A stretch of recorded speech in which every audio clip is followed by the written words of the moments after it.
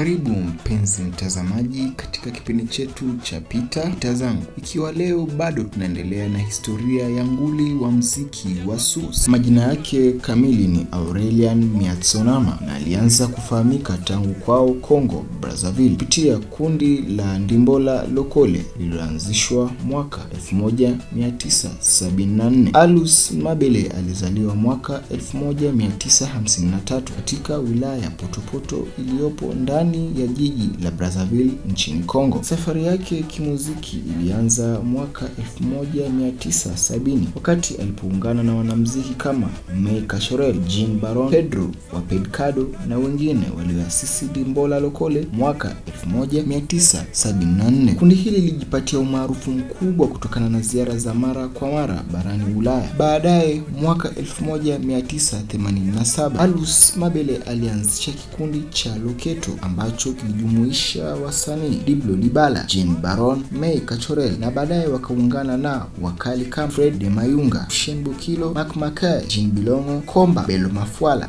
na Awilo Logomba. Na huo ndio umekuwa historia ya Alus Mabele wa sehemu ya pili. Usikose kufuatilia sehemu ya 3 ya historia ya mwanamuziki Alus Mabele katika ukumbi wetu huu wa Shafa Media. Ni mimi wako Shaban Parjala aka Mwana Mtongwe aka shabiki wa muziki wa Sukos.